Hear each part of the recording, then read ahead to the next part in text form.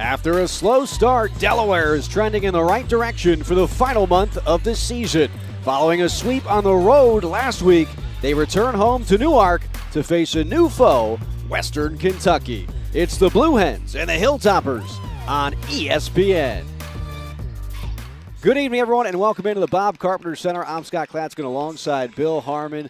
Western Kentucky and Delaware will play tonight for the very first time, and for the Blue Hens, they come into this one playing some of their best basketball of the season. Martin Englesby is riding his starters to the tune of 3 wins in a row. The Fantastic Four, well, they've really figured out how to play, and I think they're doing it exactly the right time. Their zone defense has confounded all their opponents. Their defense has been terrific, and their shooting has been magnificent from the field. They're going to face a really good Western Kentucky team who loves to get up and down the court. They're very physical, and let me tell you something, Scott, they are a rebounding Goliath. Well, no starter has stood out more for Delaware than Justin Fernandez. The Conference USA Player of the Week has scored 20 or more points in each of his last 4 games. He's been terrific. He shot it well from the outside. He shot extremely well from the 3. He's getting to the free throw line, 21 for 22 in the last 4 games. He can get almost anywhere he wants with the dribble. He can play in the mid-range. He can shoot the 3 in a couple different ways, catch and shoot, and also create it off his dribble. He's a solid defender, and I'll tell you what, he's been playing at an extremely high level mentally. Now for the Hilltoppers, they went without their leading scorer, Tegan Moore, for 5 games, but he returned last Saturday and made up for lost time with a season-high 28 points. This guy can really play, the redshirt sophomore who missed all last year with a medical redshirt. He is physical, 6'5", 220. He can attack the basket. He loves to stampede down the lane, a really good volume free throw shooter. He's very physical inside, and I'll tell you what, he is a amazing offensive rebounder. Look for him to have to be blocked out all the time by Delaware, but a really fun player who Western Kentucky is really happy to get back. Hilltoppers and Hens, it's Conference USA basketball on ESPN, and tip-off is coming up next. With only 6 games left in the season, Delaware and Western Kentucky will meet for the first time in league play and all time. And with only 3 games separating 12th and 3rd place in Conference USA, each game becomes pivotal down the stretch. And defending your home court is absolutely paramount for Delaware. With that great win over Middle Tennessee State in overtime a week ago, they went on the road and won 2. They've come back. They play great zone defense. The Hilltoppers want to play fast. Let's meet the Hilltoppers head man, Hank Plona's second season at Western Kentucky, was an assistant on that 2023-24 Conference USA Tournament Championship team, and now the head man in year number 2. Martin Englesby is on the home side of the bench. 10 years as the head coach of the University of Delaware. His team has won 4 out of 6, 3 in a row, and he is maximizing effort and talent on this ball club, especially as of late. He's been so patient. He's been so positive. He's done a great job mixing in his reserves. They don't have a lot, but when he does, his timing of his rotations has been superb. The switch to full-time zone against Liberty, a huge move, and he's just done a great job of working with this team and getting them to play their best basketball at the perfect time of the season. You saw the bench there. Bill Phillips with him for all 10 years. And Tony Weiss, Danny O'Connor, Christian Nunez, the assistants on Delaware's side. An air ball on the jump, but Delaware comes away with it after 2 guys went up and no one came down with the basketball. It'll be Delaware's basketball first, though. Christian Bliss, get used to seeing him. He leads the nation in minutes played per contest. There's your Conference USA Player of the Week, Fernandez. And now let's meet the starting lineups presented by Christiana Care for the love of health. And Tegan Moore back into the starting lineup for Western Kentucky. Had 28 points off the bench returning from injury on Saturday against Middle Tennessee. He missed 5 games due to a concussion. He's come back and was magnificent. 13 for 15 from the foul line. He loves to get there, but I'll tell you what, he's got range on his shot as well. Right on cue. There's Tegan Moore with the 3-pointer to get the scoring started this evening. You look at Delaware starters, get used to that bunch. 97% of the minutes last game went to those 5 in their win against Missouri State on the road. Justin Fernandez has been spectacular the last 4 games, all 20 points and above. There was a nice little pass from Tyler Hauser to Christian Bliss along the baseline. They really do a great job of sharing the ball, spacing the court, and they've gotten so much better in the last 4 or 5 games, just understanding what they have to do to win.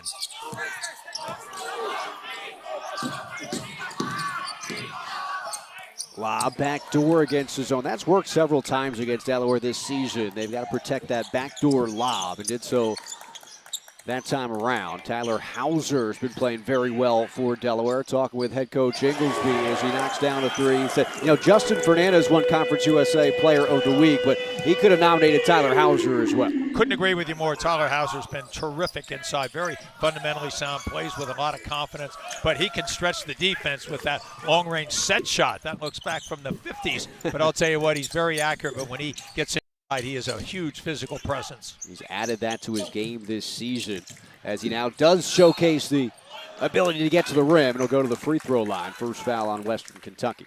Typically, Tyler Hauser gets to the free throw line with magnificent footwork inside. He's quick, he's patient, he knows how to attack people. That time, very rarely does he attack kind of from the mid-range, but did a good job putting the ball on the floor. Rotation was late. Tyler Hauser gets to the free throw line where he's a terrific free throw shooter as well. Hauser and company for Delaware been getting to the line more over the last 6 games, and they've won 4 out of their last 6 during that span, making about 5.5 more free throws per game to the season leading up to that point of the year. So they are getting to the line more. They are making more free throws as well, as we saw there. And against this physical presence of the Hilltoppers, who like to play really tough man-to-man defense, their turnovers have to be really measured in this game. No bad ones that lead to a direct score by Western Kentucky. Moore got the Hilltoppers on the board, 7 in a row from Delaware since then. And deflection will stay with the Hilltoppers. Hackman attacking the zone, takes it on himself and rattles that one through. L.J. Hackman, the junior from Columbus, Mississippi. Hackman's got a really good body, almost looks like a strong safety in football from Columbus, Mississippi. He's physical, he loves to drive it.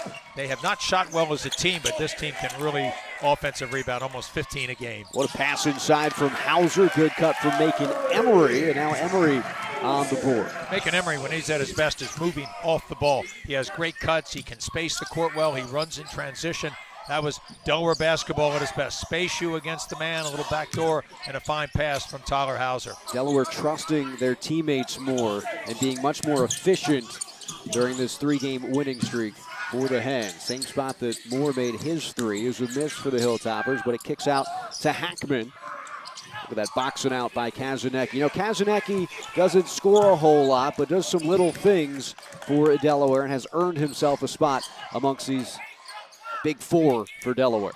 Yes, he does, and yes, he has. He's played a lot more minutes, a 40-minute game 2 games ago. So he's, for a freshman, a lot of money out of a little time out of his money, working so hard. But I'll tell you what, he's really been a positive factor. So is Tyler Hauser. T. Howell's shaking his head after that make. Big smile from Big 44. He is so confident, and he is playing with a swagger because he knows he can score on almost anybody in the conference inside. He's got great moves, but he also plays through contact and very intelligent. 6'9", 255 goes Tyler Hauser. Grant Newell, not so small himself. 6'9", 220, the senior from Chicago, answers with a dunk. Newell's been playing some of his best basketball in recent weeks. He's been scoring a lot, been rebounding as do most of his teammates, but I'll tell you what, he can be a force inside and outside. Over half his shots come from the three-point range. Newell, 43 points over his last 2 games for Western Kentucky. Delaware's made each of their last 4 shots. Hauser left alone for a 3. He's got 1. Give him another from distance. Tyler Hauser's got 10. Delaware's got 14. The way Western Kentucky guards the ball screen, they will double that sometimes, and Christian Bliss did a great job of dragging the help across, and that left Tyler Hauser wide open back in the backside slot. Hackman on the attack. Fernandez with his first foul. Western Kentucky, they're at their best when they're getting to the free throw line. They'll have free throws when we come back, but it's Tyler Hauser setting the tone for Delaware. He does it inside, and he can shoot the tray as well.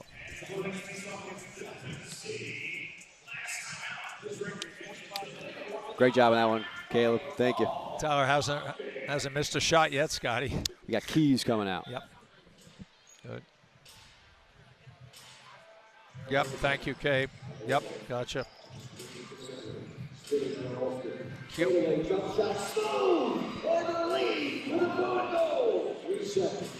This bench averages over 33 points a game. They need to be a big factor in this game to wear Delaware down, and also Delaware's bench does not supply as many points. From Delaware's standpoint, they need to play at a very controlled tempo, burn a lot of clock on offense when they can, make Western Kentucky work extremely hard for shots. That's going to be imperative. And then they've got to do a great job blocking out in their zone. They handle about 70% of the misses, but it's going to be imperative because this Western Kentucky team loves to attack the glass. They'll take some questionable shots, but they're going to go run it down afterwards. L.J. Hackman out of the timeout. I've got a stat on how many free throws he's made in a row, but you're not supposed to mention that as a broadcaster, right? He shoots the ball well, 90% from the free throw line in conference play.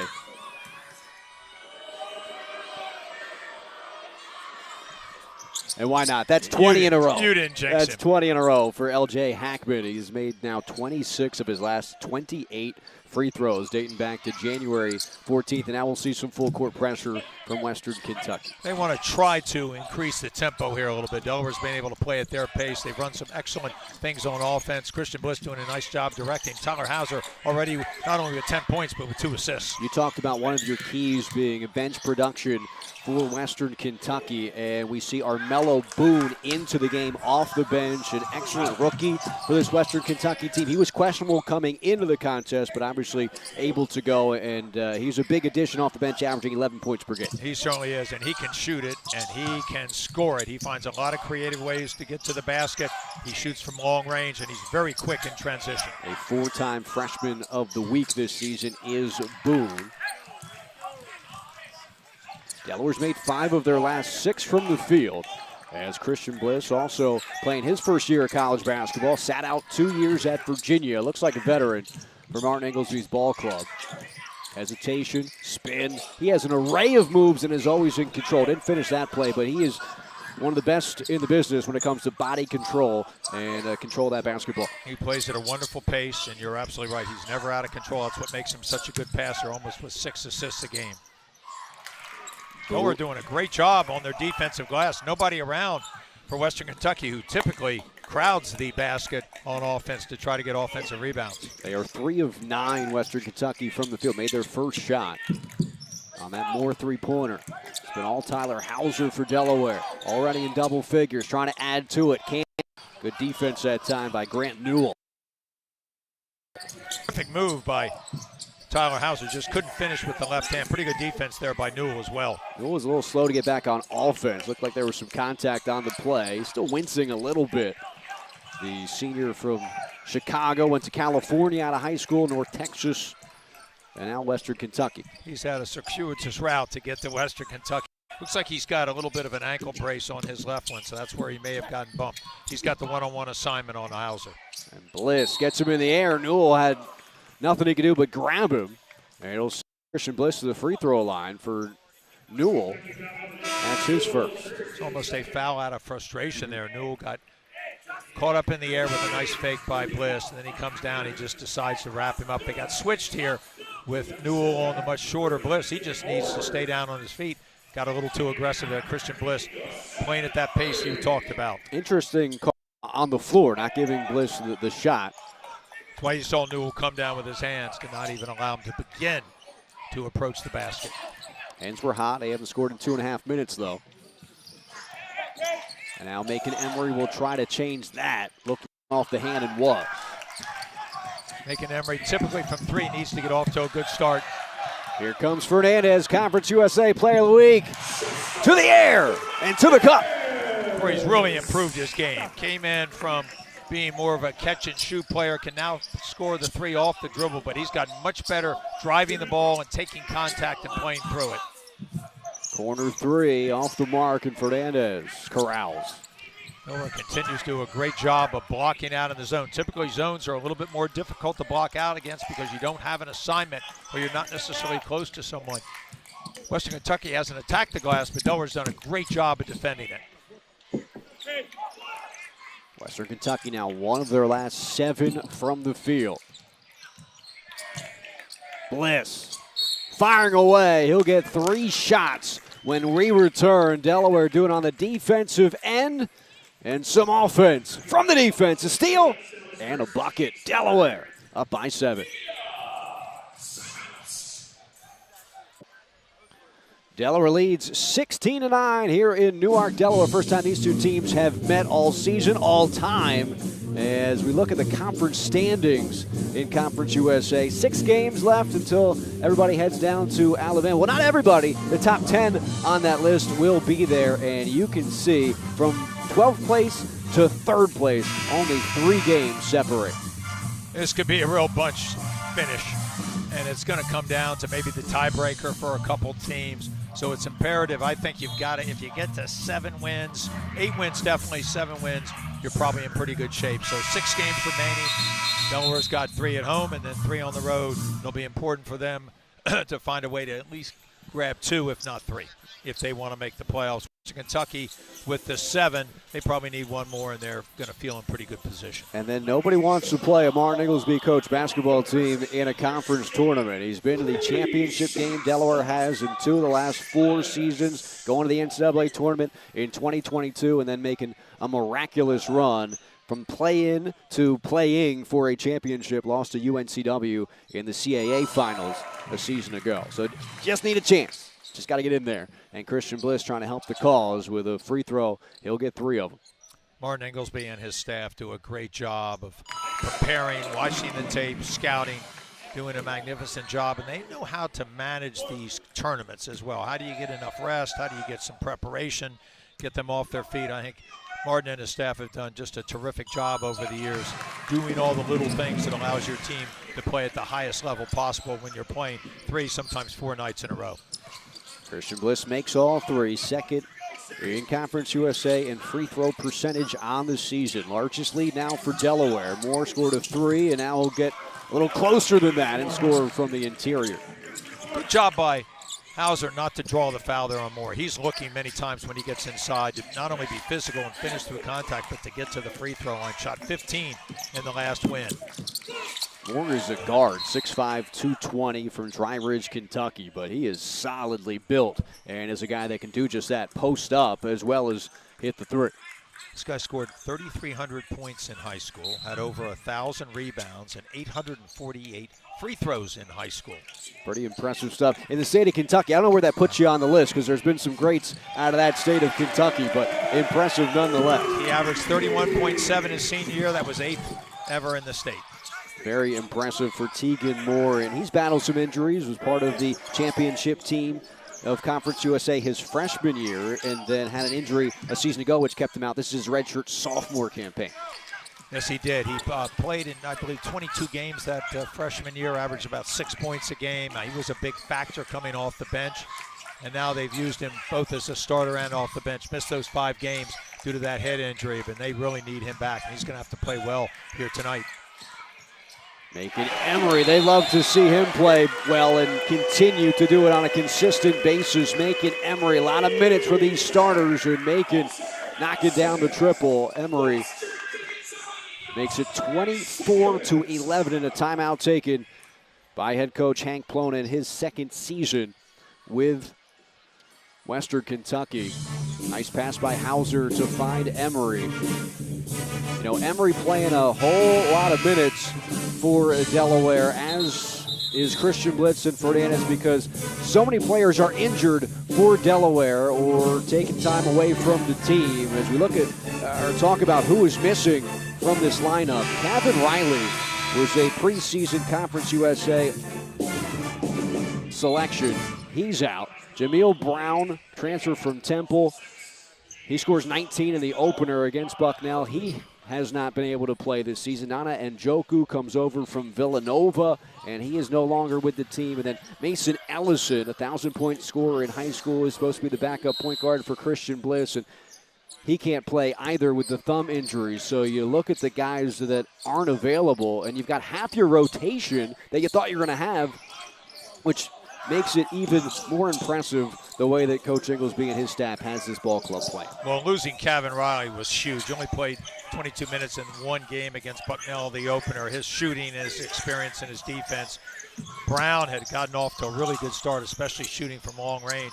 And Ellison would have given Bliss some extra minutes on the bench from time to time. So those are huge losses. Timeout there from Hank Plona. Team settles, gets a 3, a much-needed triple from the corner from Cade Unseld, the redshirt freshman from Bowling Green, Kentucky. Well, what's interesting, they rely a lot on offensive rebounding. They've shot the ball poorly throughout the season, and off to a slow start here. Delaware's held them to 2 offensive rebounds in the first 10 minutes plus. Here's Hauser to the right-handed push, back iron, and Boone, the rookie, snags a defensive rebound. Murdix is on the run, finds the cutter, Moore, and Moore will go to the free throw line for 2. It's one thing Delaware has done through this 3-game winning streak is they get back, they organize their defense, they typically stop the ball fairly early. This time got too deep, and then Moore goes in, and if there's anybody on this floor that knows how to draw fouls, it's Moore. Tegan Moore is 10 or more free throw attempts in 5 games this season. Each of the last 2 games, he's gotten to the stripe and taken 10 or more shots. He's looking to get there, and as we talked about, when Western Kentucky can score with the clock stopped and at the free throw line, that's when they do some of their best work. He drew 9 fouls against Middle Tennessee in the last game.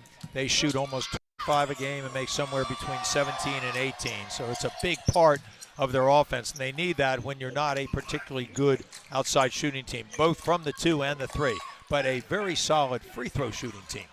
We're up to 7. Neither team has missed a free throw, 9 attempts so far in the ball game. Bliss finds a spot he likes and splashes one down from long range. When you watch Christian Bliss, you just love his anticipation. He knows where the defense is, and he finds a way to slide to his spots. He loves going left into that gliding 3. In the paint, the big fella, Blaze Cada. Transfer from Nebraska at 6'11". Now Boone shoves, they'll let him play ball, and now they'll stop play. A foul after some contact initially. Boone is very quick. Let's not forget he's a true freshman from Lexington, Kentucky, not far from Bowling Green. He loves to put it on the floor and go rapidly. And he has got a great first step and has a lot of creative ways to get his shot up. It's a stat stuffer for Western Kentucky in his first year from Woodford County High School. He's one of 15 freshmen in the NCAA, averaging at least 10 points and 6 rebounds per game. Pretty good company. Cam Boozer's one of them. A.J. Dibonsa I was watching your boy the other day. He looked pretty good. He's pacing well. To be on a list 1 of 15, because now in college basketball, those freshmen are some of the best players in the country. Caleb Wilson, who's out right now with an injury for North Carolina, amongst that list as well. So it's a good list to be on, and Armello Boone has been sensational for Coach Plona in his first year. You think about it, he's 6'2", and he averages in conference 7.5 rebounds a game. So he's obviously electric off the floor, gets good position, and really knows how to get himself in the right spot at the right time. Foul on Delaware was their 3rd. 3 players with 1. Delaware does a good job of not getting themselves into foul trouble. The zone helps. Top 10 in the country in fewest fouls per game. Hauser, what a pass from Christian Bliss. And another timeout taken by Hank Plona, as he is not pleased with his team's defense. What a great job by Christian Bliss. Again, dragging the double team, allowed Tyler Hauser to roll down the lane. There was nobody in the lane for Western Kentucky to clog it up, and Bliss had a great pass to find this. You notice the double team comes over. Hauser finishes inside. Nobody within 10 feet of him in there, so a bad defensive sequence there. They'll probably have to change their ball screening strategy, will Western Kentucky, and that was the timeout called by Plona. Coach Plona not pleased in the huddle with the defensive intensity. Delaware's made 5 of their last 6. Bliss, he knows how to find his teammates. He's almost got 6 assists per game on the season. He's one of a pair of players in the nation averaging at least 15 points, 5.5 assists, and 5.5 rebounds per game. And remember, this is his first year playing college basketball. There's some debate going on whether or not he has a freshman status or a redshirt freshman or whatever it might be. This is his first year playing college basketball. He is a rookie. He has never played on a court without wearing that Blue Hens jersey. And so to do that at any stage of your career is impressive, even more so as a first-year man. I couldn't agree with you more, and that makes him a freshman to me. Yeah. I don't care what the technical aspect is. It's when you've played, and he's just done a great job. Does it in so many ways, as you've mentioned. His pace of play and his intelligence is terrific. Nice job by Coach Plona. He's had a bucket after both timeouts he's scored, a 3 and then a 2 after timeouts, both times around. Fernandez will stop, and he'll get himself to the free throw line, something he's been doing more and more and more during this winning streak. Well, his ability to use the shot fake out on the perimeter and get into the mid-range, and I don't mean taking a bad two. This is a good two. He's in at the elbow. It's almost like a foul shot. Western Kentucky just overly aggressive here, makes a mistake on Fernandez, and he is 21 for 22 in his last 4 games from the free throw line. Fernandez I knocks can't it through. jinx him either. No, Scott. he's unjinxable. 89% on the season, almost 16 points per game. Transferred from Providence, had 2 seasons at George Mason, and just need an opportunity. And sometimes you see some bigger names on the previous school part of the roster sheet, and sometimes the bright lights are attractive for these guys, and it certainly is, but sometimes you need the right opportunity, and Coach Inglesby has been known to give guys from bigger programs the opportunity to play well, and Fernandez is added to the list here at Delaware. Well, there's no doubt about that. Not only does he get a lot of time to play, but he's earned the right to handle the ball almost exclusively. His usage rate is quite high, and it's deservedly so. Makes a lot of really good decisions, knows how to finish through contact. A great free throw shooter in the clutch. Wonderful vision. He had 6 big ones to seal the Missouri State victory on the road. Emory a little quick on the trigger from the corner. And he can be a little streaky, shooting just under 30% on the season. I just think at times he might want to pull off and maybe drive the ball. He's really good when he's moving. Bliss nearly a steal. Kazanecki does come away with it. Kazanecki, known for his offense, has really been giving them some great defense. His long arms and very anticipatory for the freshman from Archbishop Moeller in Cincinnati. Fernandez crashing through, and a foul going to be called on the big fella. That's a foul on Blaze Cada, which will take us to a timeout here at the Bob Carpenter Center. Delaware's made 5 of their last 7, including that one from Christian Bliss. Great. Just so I know what I can go into during a stoppage, we have rookie comparison, IMG Academy roster. We have Bray, and then do we have the Western Kentucky and the pros one? Okay. We do have the pros one? Oh, cool. All right. Do we want to do Bray coming out of the 4? Bray coming, just like T's Bray? Okay, cool. Okay, cool. And this is sponsors. And then do you have anything we can come into after the sponsors? Like any, either like a package or. Yeah. Just give us Bliss. Yeah, that's great. Love it.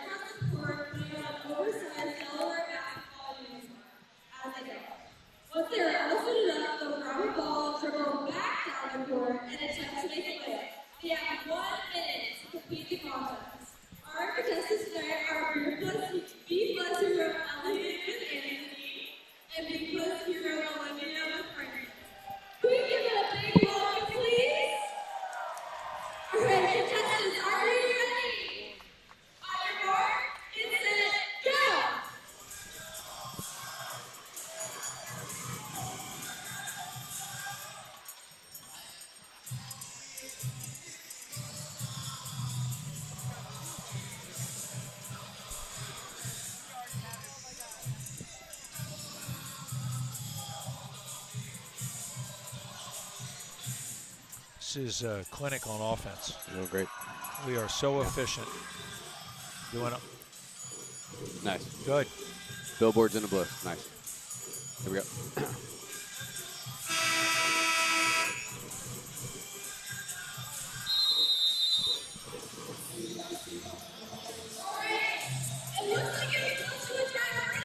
Portion of this broadcast presented by Embassy and Homewood Suites, where the University of Delaware feels like home every stay. TGIF, in here, it's always Friday. PNC Bank, brilliantly boring since 1865. And Diamond Chiropractic, the standard of care. Christian Bliss helping lead the way. 8 points for him, but also 2 assists. He distributes, and he can do it himself as well. This has been a clinic offensively by Martin Inglesby and his team, and Christian Bliss leads them. Hauser got off to a great start, 10 points. First 5 minutes, great court spacing. They've had excellent tactics versus the pick and roll defense. They've been getting to the free throw line. Their quality of shots has been magnificent. That's why they're almost shooting 60% from the field and almost 60% from the three. Justin Fernandez at the free throw line. We've talked about how well he has been shooting the basketball. One of the more impressive accolades for Justin beyond the Player of the Week awards is he was voted as a captain prior to the season starting. You don't see that a whole lot from a transfer player year one. You're absolutely right, and they recognized quickly what he could bring to the team, not only emotionally, but also his basketball, but his leadership. Great high character young man.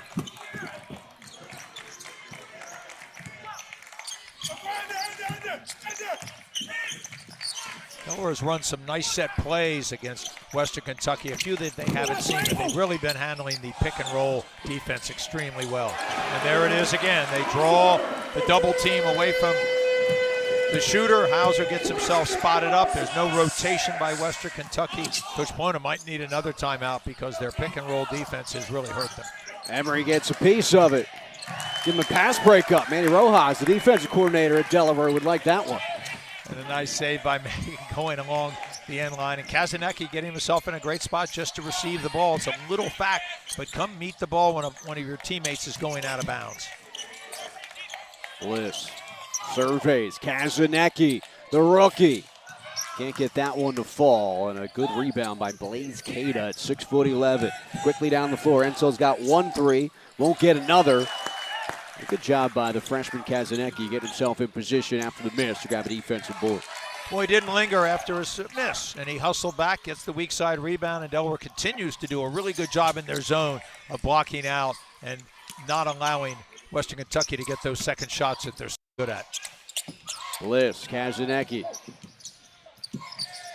And now Justin Fernandez gets himself square, almost banked it through.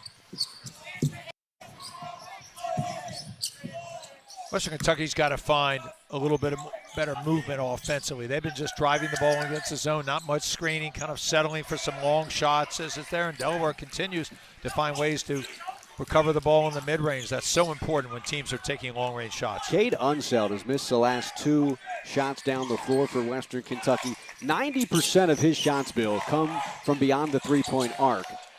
As Hauser will try from 3. Back to Unseld, though. He only shoots 23% from 3. Why are we shooting 90% of the time from beyond the arc with such a low percentage? That stat stood out to me as I prepared for this one. 90% of his shots come from 3, but he only makes it 23% of the time. It is kind of unfathomable. You've got to understand your game, don't you? Play to your strengths and minimize your weaknesses. And obviously the coaching staff have seen something along the way in practice where he can make it. So sometimes when you're young, they're trying to let players fight through that and maybe shoot through it as well. But in these close games that are necessary, you better be really sharp. Another foul called against Western Kentucky. The 6 on the Hilltoppers. Another trip to the free throw line for Justin Fernandez, where he is 4 of 4. And that's something that Coach Inglesby has been preaching to Justin Fernandez and to his benefit, to the team's benefit. He said earlier in the week talking to Coach, he said, I told Justin, I didn't bring you here to stand beyond the three-point line and shoot threes. He is certainly a capable three-point shooter at 40% on the year, but he wants him attacking, and as he has done so, you've seen his points per game on the rise. And he gets to the free throw line more. When you make yourself a threat to drive, now the defender's got to be a little bit more cautious in his closeout, or if he over closes out, what we call a hard closeout or a run by, then he puts the ball on the floor. Nice little snake dribble there in between 2 defenders and then draws the foul. This is the part of his game that I've been waiting to see as the season's progressed. Get to the free throw line, play in the mid-range, because now teams will not be able to defend you as well from the 3, and you're going to have better looks out there. First miss of the night for Delaware from the strike. Delaware's got to be really happy. Even though the score is high, the pace of play has been exactly how they wanted. They forced Western Kentucky to maybe take some questionable shots early in the shot clock. They haven't had a lot of movement versus the zone. They don't attack through the middle. So Delaware's zone has really confounded the Western Kentucky Hilltoppers. The freshman Boone stolen away by Hauser. And that's the 4th turnover for Western Kentucky. Delaware has none in that category. They have been sharp as attack on offense, up 37-21 and on a 6-0 run. Delaware's gotten a good job from their bench as well. Taylor with some minutes. Houston Emery giving them some minutes, allowing their starters to relax just a little bit with this lead. Great footwork by Hauser. Didn't get enough up over the rim, though. And here comes Hackman. Corner. Boone will give it a try. Then again, there's Delaware back. They hustle back on defense after the miss. Tyler Hauser with the miss gets back and gets the rebound. So Delaware playing at a really high level at both ends, but I just love their competitiveness, and they're not giving Western Kentucky any easy attempts at the basket.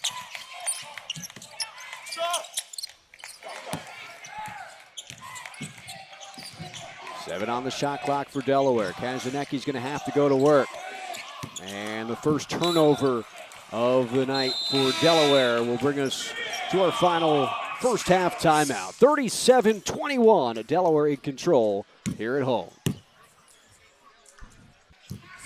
Delaware Blue Hens up by 16. They're playing like they did when this man was the head coach. Mike Bray is in the building, an assistant coach with the Atlanta Hawks. They're in town to take on the 76ers tomorrow night. And great to have Mike Bray back in the building. Don't go anywhere at the half. We'll talk with Mike Bray, 99 wins as the head man at Delaware before going on to Notre Dame and meeting a guy by the name of Martin Inglesby, his first point guard at Notre Dame. I want you to ask Mike how his golf game is. I used to play a lot of golf with Mike and his top assistant, Sean Carney, a dear friend of mine. We had a lot of fun back in those days. John Gordon played from St. Mark's, played for Mike Bray here after a couple years in Maine. And Mike, just a really fun guy, a great character, a terrific coach, and he has a magnificent personality. That's going to be a fun chat with you at halftime. He's got a pretty good seat as well next to President Laura Carlson here at the University of Delaware. Look forward to talking with Mike Bray. I mean, you talk about just some of the most popular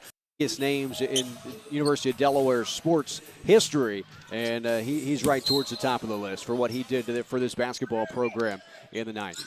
Well, those were great times. He had some really good players, did a wonderful job of recruiting and organizing them. And I'll tell you what, he was a magnificent game coach. Just one of those guys, much like Martin Inglesby, just had a great feel for the game, knew when to get the right subs in, knew when to call a timeout, knew why his team would win and lose. And a magnificent coach, and had a great career at Notre Dame as well. And good to see him in the pro ranks. Had an all-star this year. The Atlanta Hawks are developing Jalen Johnson, who played in his first all-star game just a couple of days ago. Pretty neat how the schedule worked out to be in Philadelphia during the season, during a home game. And this is his first trip back to the Bob Carpenter Center since he was nice enough to bring his squad, Notre Dame, to play Delaware in Martin Inglesby's first season. So good to have him back in town. It certainly is, and those Hawks are going to get better and better. They are well coached, and they can play an up-tempo style as well as anybody in the NBA. So Delaware facing some pressure now. They've had a lull in scoring from the field. Most of their points over the last 4 minutes have come from the free throw line, where Macon Emery will be, as that's the 7th foul on Western Kentucky. Well, Western Kentucky defensively, typically man-to-man, they'll play a little bit of zone if they're not stopping you. I'm a little surprised maybe they didn't go to that at half court, worried about the three possibly. But they will press some to try to get some steals. This isn't to change the tempo. This is to get some steals and try to get some easy baskets, which they've not been able to do. Delaware's handled it with good spacing and good organization. Macon Emery was the hero of the day a couple of games ago at FIU. Had a tip in at the buzzer off of a Christian Bliss miss. And got Delaware in the win column. They would sweep their previous road trip at FIU and at Missouri State, thanks to his heroics in game one. Delaware's done a nice job in their zone of confronting the driver and not fouling them, making them take tough shots over outstretched arms. That time Christian Bliss did a good job of confusing Moore as he went up to not allow him to even get the shot up to the basket. Yeah, Western Kentucky made just one of their last 7 from the field. Houston Emery doesn't play a ton, turns it over there. And Terrion Murdix to the cup will get fouled by Justin Fernandez. That'll be the 2nd on Justin, 5th on Delaware. And it'll send Terrion Murdix to the free throw line. What a journey it's been for Terrion Murdix. started his career at JUCO. He injured his right knee, and then he transfers to Texas A&M Corpus Christi, where he was the Southland Conference Defensive Player of the Year, but during the conference tournament, he injures his left knee, so he sits out the transfer year with an injury, his first season at Western Kentucky, but there was an issue with his surgery, and they had to redo it, so he misses 2 seasons in a row at Western Kentucky before being able to play this his senior year for the Hilltoppers, and he gets hurt in December. So he's playing right now with a partially torn left knee, just battling out there. You can see his brace on his leg. Give him just so much of a credit. What a warrior to be out there. Averages over 2 steals a game, super quick hands, knows what to do. He's a pass-first guard. I'll tell you what, I give him a lot of credit for being out there and trying to help his team. Justin Fernandez, tray ball on the way, missed, making Emery bumped, attempting the offensive rebound after a bad miss from Fernandez sailing long. Delaware has gone cold as well. I mentioned Western Kentucky, one of their last 7 from the field. Delaware, one of their last 7, but the Hens are getting to the free throw line where they've made 12 of 13. It's just great hustle by Macon Emery. Sometimes you have to rebound outside your area. He was positioned, but he took his body to the ball, not just his arms. Draws the foul, gets to the free throw line. A really good play. That was Delaware's first offensive rebound, but only 2 for Western Kentucky, who typically has 7 or 8 a half.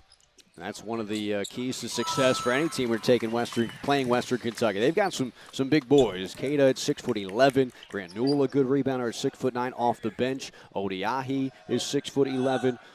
The transfer from Old Dominion, and Moore is a very good offensive rebounder as well, only at 6'5".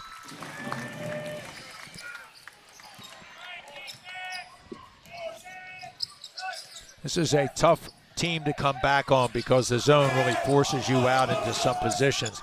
Coach Pono's definitely got to kind of reorganize his offensive attack at halftime. But Delaware does play a whole lot of minutes, so fatigue does become a factor late in games. You do have that playing against Delaware because of all these minutes. To that point, Houston Emery's given him 7 minutes tonight, and Coach Pono has already played 11 different players, kind of searching for a combination. Timeout taken on the floor by Martin Inglesby.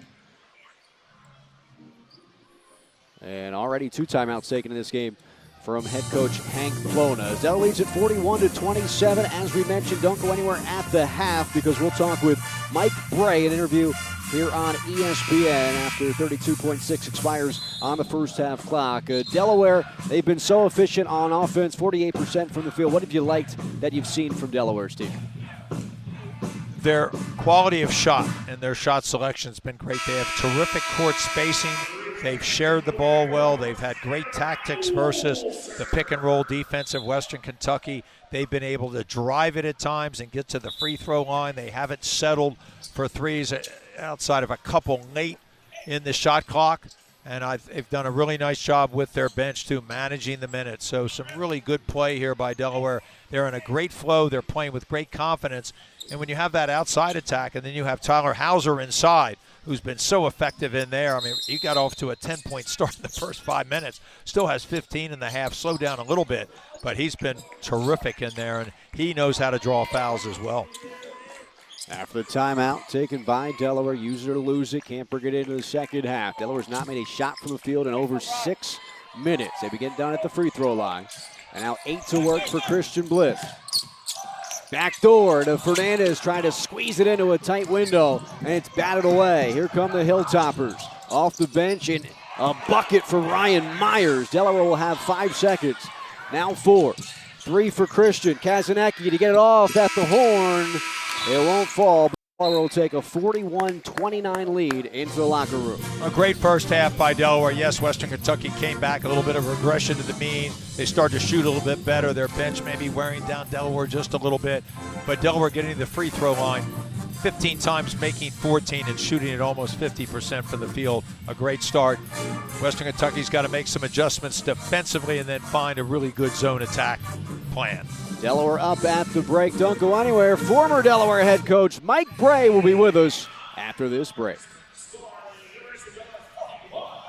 A 12-point lead for the home Hens at the half. Scott Gladskin, Bill Harmon with you at the break. And how was Delaware able to build this halftime lead? Scott, they got off to a great start. Tyler Hauser, 10 points in the first 5 minutes, inside and outside. Christian Bliss did a great job of affecting the double team and getting the ball to Hauser. Delaware finished it off 14 for 15 from the foul line. Their efficiency offensively at a very high level. Let's take a look at the halftime stats brought to you by IBEW Local 313 and the National Electrical Contractors Association. Together, we power Delaware. This Western Kentucky team is one of the best rebounding teams in the country. Delaware out-rebounded by 2 and only allowed 2 offensive rebounds. Western Kentucky's bench played pretty well, but they've got to be more impactful. They've got to shoot it better from the 3, and they've got to have some solutions against Delaware's 2-3 matchup zone that's been playing very effectively. Now let's take a look at some of those first half highlights brought to you by Highmark, the official healthcare insurance partner of University of Delaware Athletics and Recreation, because life. How do I say Tyler Hauser? Here he's spacing on versus the double team. Beautiful stroke from the top. Here working himself back in and then kicks the ball out as he drew the help to a wide open Macon Emery, a very fine passer out of the post. Here's Emery doing a really nice job of putting the ball on the floor, something that has helped his game and expanded it. A great pass from Hauser to Emery underneath. Hauser can do it in a variety of ways, and here's a great steal by Justin Fernandez to take it in against good high hands and finish through contact. And the Big Four doing it all for Delaware, as they typically do. 4 guys, 100% of the scoring. Christian Bliss has 8, Fernandez with 7, and then 15 from Hauser and 11 from Macon Emery. You saw a lot of them there a moment ago. What does Western Kentucky need to do to get themselves back into this game? It's not 41-0. It's 41-29. That would be quite the kind of like a football score, maybe. At the break. Well, they've got to have some better movement and passing and operations versus the Delaware zone. They've also got to get something out of their defense, and they've got to get themselves to the offensive glass and be more effective there. People tuning in for the first time in the second half are wondering how Delaware's been able to do it defensively, looking at that score bug. But it's 41-29 here to start the second half of the ball game. Newell in the corner, and Sinnott going to miss on a 3. Inside, it's Newell, and they'd love to get him going a little bit more. He's been very quiet after playing very well the last couple games. They're going to press a little bit here, but that's vintage Western Kentucky. Take a shot, rebound it, and then score. Score is 41-31.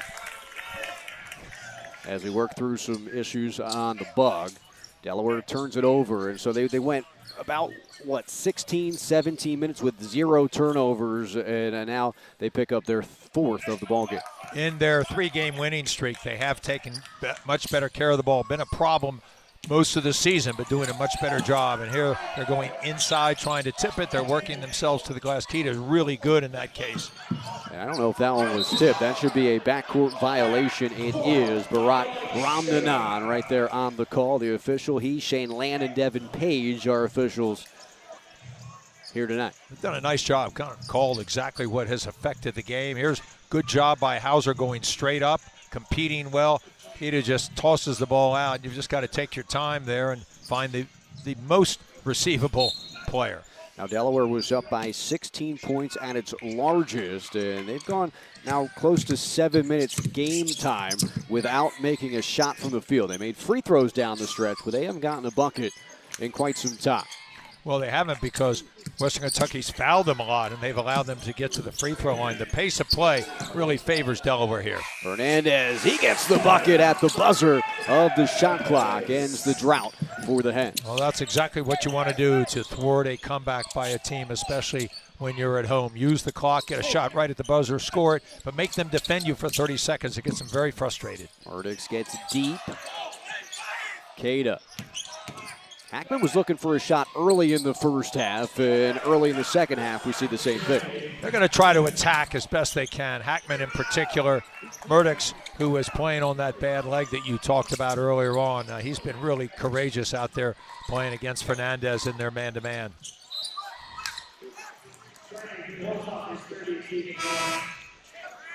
We're seeing Cade Stinnett on the floor for Western Kentucky. He's not a guy that is typically playing a whole lot of minutes for Western Kentucky, but right now Hank Plona just trying to find a different rotation that works for his Hilltoppers team. So I mentioned earlier he's played 11 guys. He's trying to find some shooter from the outside that can at least get it around the rim where they can get the offensive rebound. So a player like Stennett might be able to come in and give him some good minutes. Martin Inglesby only dreams of having 11 guys to be able to play. He's got 7 scholarships available due to injuries this season. Fernandez losing grip, and sometimes just over-dribbling has hurt him this season in the turnover category. Well, there's Murdoch's pushing the ball, and that's another part of the game that Western Kentucky wants to exploit, the ability to attack before that Delaware zone gets set up. Into single digits now, 43-35 is Western Kentucky taking advantage of the turnover. It's 2 second-half turnovers for Delaware. Bliss into a three-point shot right in front of his bench. That was magnificent. Not only did he drag the double team, he took it all the way across the court. Even though Hauser was open at the top of the key, Bliss was feeling it there against that pressure. A huge shot for Delaware, who was struggling a little bit offensively. 2 for 2 from long range, and he's pulled up on both of them. Moore trying to get into the second half scoring column, and it does. Coming off of a 28-point performance on Saturday, he's now up to 11, the first Hilltopper in double figures. Western Kentucky doing a little bit better job with their ball movement and getting the ball into the middle of the court against Delaware's defense. Bliss trying to split a double. Hauser on his back, and a jump ball arrow to the University of Delaware. Well, you just love to see some of your best players down on the ground fighting for that possession. I always feel that the possession error every time it moves is worth a point. Delaware's there able to maintain possession of the ball by Hauser getting himself down there immediately. And if you're Delaware and you're a Delaware fan, you look at this group, you know they've got to play every minute of every game. They've got to keep their energy and make sure that the fatigue is not a factor, and you're still diving for loose balls. You're still playing at 100%. It's just been an impressive couple of weeks for this Delaware team as they're starting to put it together. They certainly are. Delaware getting a break there in front as the loose ball, Western Kentucky tried to advance it too quickly, and that created the turnover back to Fernandez. And the stoppage, I believe, is the shot clock saying Western Kentucky possessed the basketball. That should be a reset for Delaware, and it will be. They'll put it back to 28. Heads up call by Shane Land. As you can see, Hauser, nearly a turnover, but right there, it was a possession by Hackman, and that gets the reset. The intensity of Western Kentucky's defense has been amped up here in the second half. They're much more physical, fighting over screens, trying to use their physicality to create some turnovers against Delaware, at least keep them away from the basket. And there's another turnover for Delaware, and so that's 7 turnovers for the Delaware Blue Hens in the last, I'll call it 8 minutes if I'm being generous. They had none deep into the first half. Well, Bliss just didn't reach out enough with his left hand or step through with both hands, and Hackman was able to get his offhand in there. Very quick hands are he and Murdoch's. Moore right there, turning fire. That's an easy 2 for the best player on the team. And that's in that middle range of the zone. It's spaced out. Moore takes that spot. Delaware's got to do a little bit better job of staying inside Moore and forcing more three-point shots. Fernandez, little bump, creates some space, and he pushes one through. Well, that's so impressive for a player like Fernandez to be able to play through that hit and be able to get himself going straight up on that shot. So Fernandez has really adapted his game as the season's going on to the physicality of this league. Bliss, a little too much on the reach, and he'll send us to a timeout. Western Kentucky has made each of their last 4 shots, getting themselves back in it. Tegan Moore, hey, why not? Open jumper for their leading scorer.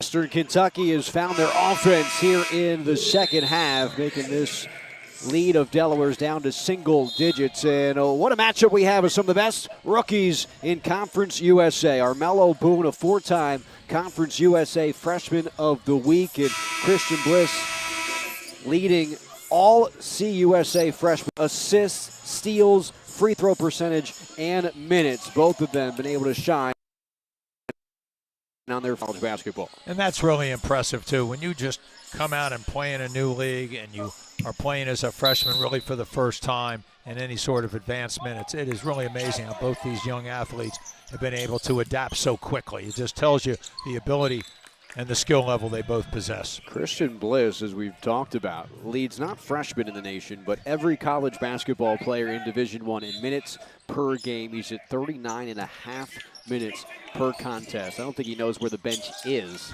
And right on cue, one of those freshmen we were talking about, Armello Boone, steps into a triple, and we've got ourselves a ball game. It is a two-possession game suddenly after Delaware led by 16 in the first frame. He struggled in the first half, did not make a shot. That's his first make of the game. 1 for 3 from the long-range area where he can be really tough when he heats up.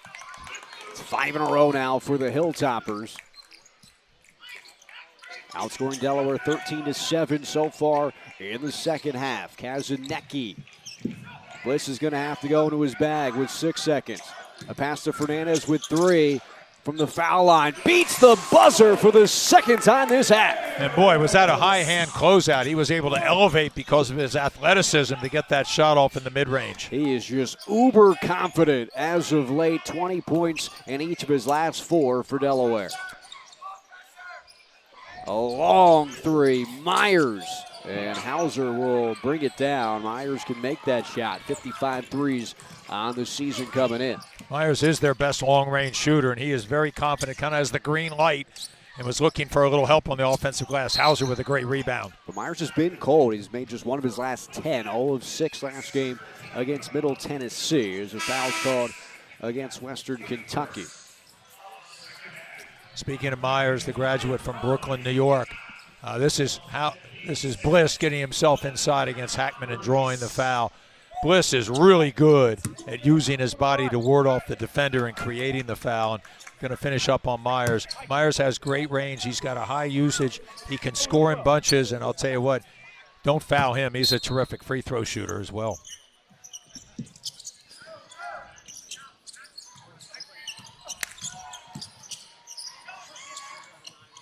Tyler Hauser had a quick 10 for Delaware. At the start, he's up to 15. But it's been Fernandez looking for his shot in the second half. 1 and 1. He'll take 2, though, up to 15 for Justin Fernandez leading the Hens, and they've got their lead back up to double figures. So much of the modern game is take a lot of threes and drive it for dunks.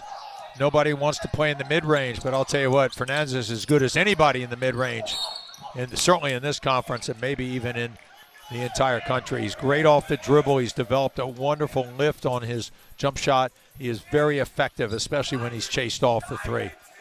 Good job, high hands there, making Emery going to go off his hands at the end, but good defense by Delaware, not fouling. That's one of the advantages of the zone, to be able to play your short bench and those starters so much, you just can't foul.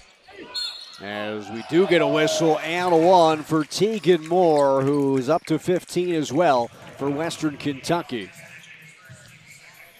What Moore does so well, Scott, is he's 6'5", 220. He's got big size, broad shoulders, knows how to position up, and it has the ability to hold the ball away from the defense, absorb the contact with the interior part of his body, and then go up with fairly soft hands. And I'll tell you what, he's a pretty darn good athlete. And let's not forget, he missed 5 games in a row. They only won 2 of those 5. So that put Western Kentucky a little behind the 8 ball, but they've battled back, and he's given them some great minutes tonight and against Middle Tennessee in that last victory where he had 28 points. Got 16, 17th game this season for Moore, in which he's made or scored at least 15 points. He gets it done for Western Kentucky, the redshirt sophomore. He's seated now, though, as the Hilltoppers defend. There's Stinnett defending Fernandez. Rarely used Stinnett, but getting a lot of minutes tonight. Hauser fouled hard by Boone. Good catch there by Tyler Hauser as Boone tried to rotate off his man. When Delaware puts Hauser in the pick and roll, he's really good at slipping and short roll. You notice he's not rolling all the way to the basket, rolls to around the foul line area, and that gives him an opportunity to play in the mid-range to draw the help and then be a passer from there as well. Fernandez, he's been living in the mid-range. Gets to Bliss. Here's Fernandez, another fadeaway. Too short this time, all red under the glass. It's important here that Western Kentucky gets a good shot with Moore out of the game. They want to work the ball around, make Delaware's defense work a little bit, and maybe work the ball into the middle of the court. There's Newell. Former high school teammate of his, Justin Fernandez, grabs the rebound.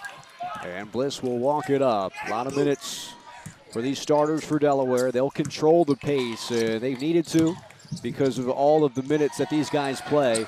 And I don't think there's been a game this season where they haven't controlled the pace, where they've played at somebody else's tempo. Christian Bliss leading the way and making sure of that for Martin Inglesby's team. That's what smart teams do, though. They know how to handle themselves in tough situations. They're undermanned in the sense they just don't have a deep bench. You can't run up and down, especially with a team like Western Kentucky that wants to up the pace, averaging over 77 points a game. So Delaware's done a really nice job of defending them. Bliss saves it for going out of bounds, and now he'll post up Stinnett. Kick out. Hauser made 2 threes in the first half. Can't add to his total, but an offensive rebound by Christian Bliss. Gets in close. Kicks out. Hauser will try again. Second time's the charm.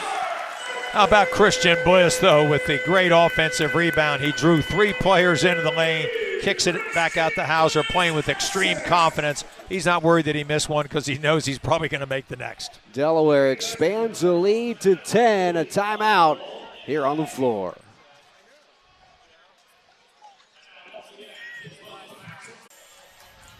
First time these two teams have met, Western Kentucky and Delaware. So as we learn a little bit about the rich history of Western Kentucky, they have developed a ton of guys that have gone on to play in the NBA. 46 NBA draft picks from Western Kentucky since 1948. You're seeing a few on your screen. Some big-time recruits, some big-time ball players coming out of the Hilltoppers program.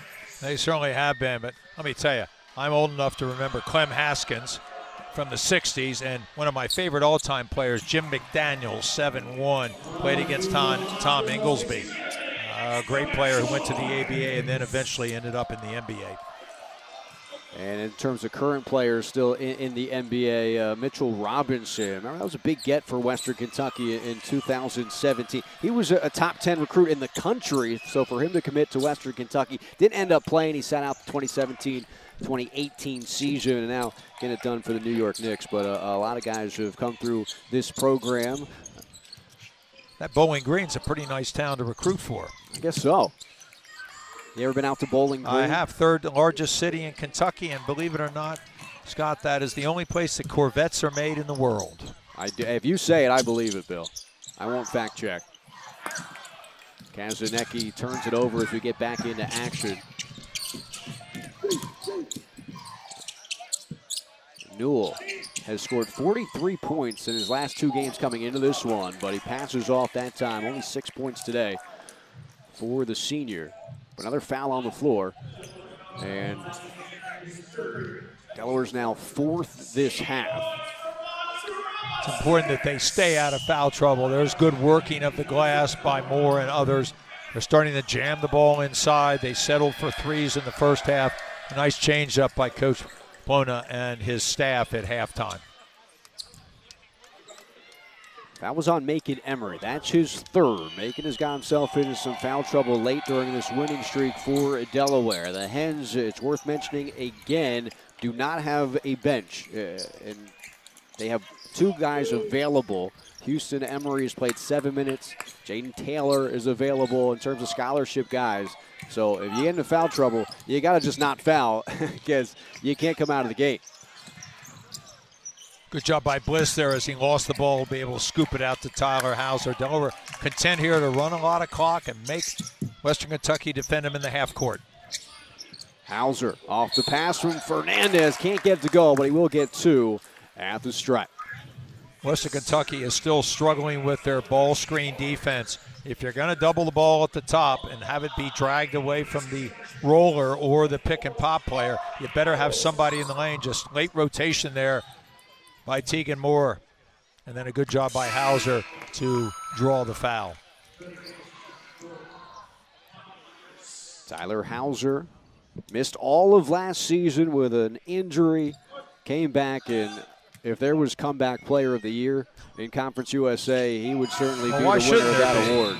Maybe they'll make it just for Tyler because he certainly deserves it. What he has done this season to enhance his game. He was more of a spot-up big, someone that could stretch the floor his first year at Delaware. He is now a power inside and helping this Delaware team as one of the captains. He got much more physical. He was able to finish inside. There's a bomb by Myers from the far corner in front of his bench, much needed by them to cut it to 6. But Tyler Hauser improved his defense, improved his mobility, got stronger, got quicker, continued to be able to shoot the 3, but really improved his footwork inside. Billy Phillips and the rest of the staff, great job improving Tyler Hauser. What he missed 630 some days between games. And foul by Western Kentucky off the Hauser miss. He did. Over 600 days between college basketball games played for Tyler Hauser. Delaware has the least number of offensive rebounds in the conference play, and Western Kentucky has the most. Macon Emery doing a great job for the second time, getting himself positioned and fighting inside against 3 Hilltoppers. Bliss working hard inside. He gets to the free throw line. Christian Bliss is remarkable. He can play out on the perimeter. He has great vision, plays at his pace, but I'll tell you what, I think he's as dangerous inside. He knows how to use the backside of his body to ward off contact. He's got a great handle on the ball and finds ways to score inside, uses great footwork, knows how to draw the foul from the officials. And what a free throw shooter he is. As I get the sentence out, it spins out. But he's allowed to miss every now and again. 83% from the free throw line, Christian Bliss. It's second best in all of Conference USA. And remember, this is his first year playing college basketball. Sat out 2 years at Virginia. Comes over to Delaware, and not only does he get some playing time, he gets all the playing time. Doesn't sit at all for this Delaware team, averaging 39.5 minutes per game. It really is amazing to play a college game. I know there are a lot of timeouts and stoppages, but I'll tell you what, you've got to be a rugged and well-conditioned performer to play that many minutes every night. An open look for L.J. Hackman, and Bliss was boxed out by Tegan Moore, and not a bad foul. I think if Moore grabs that rebound, he puts that back up for 2, and so at least Western Kentucky will have to earn it with a possession, shot clock at 20. Bliss has shown throughout the season his ability to play when he has fouls, especially if he gets a couple late where he has 3 or 4. He's been able to play out games with his intelligence and just knows how to use his body. The zone certainly helps that as well. Inbound went to Cade Stinnett. He's only played 10 games this season. He averages about 5 minutes per game in those 10 games, and he's getting heavy minutes here for Western Kentucky. And as he's on the floor, Myers continues to heat up his second 3. The lefty Myers has great range, 3 for 6, and he's really brought him back here in the second half. Delaware just needs to regain their momentum, keep playing through contact down low. They've drawn a lot of fouls, and I think back to your point about Stinnett, I think it was a message sent. Mona said, hey, I'm going to get somebody in. He's only played 10 games with no starts and not that many minutes. He's saying, I'm going to play this guy and see if he can pull us back. Bliss, he's got 3 seconds. 2, now 1, and he can't get it to go at the buzzer. And so Western Kentucky trailed by as many as 16 in the first half, outscoring Delaware 25-17 so far in the second frame. And Myers, he's hot. Heat check. Fire! Ryan Myers knocks down another triple, and Martin Inglesby has seen enough. The Hilltoppers on a Ryan Myers 6-0 run. We've got a 1-point game. Ryan Myers, instant offense, the lefty off the bench. He's got 14 points, and his last 2 threes has made this a 1-point game. He's now made 59 threes on the season. He gets himself lined up. He knows his range. He's taken a couple with plus almost NBA range. The lefty is very clever, and his teammates starting to look for him. He's really been the catalyst here for this comeback. Delaware led by 16 in the first half, and Western Kentucky continues to battle back.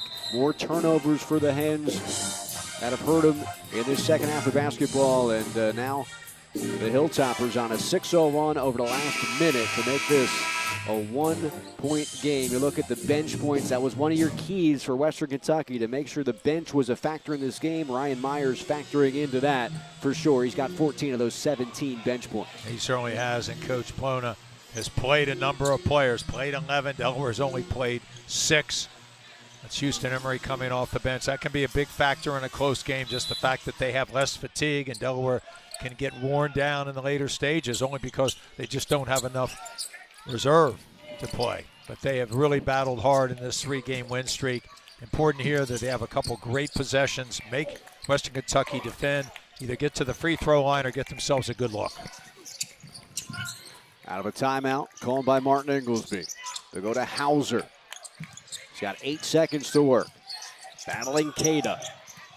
To the left hand, a soft touch after a big move by a big fella. What a smart play. You got Cada on the top side trying to take away the left shoulder.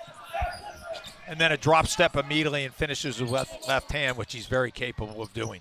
Hauser up to 22 points for the senior from Camp Hill, Pennsylvania.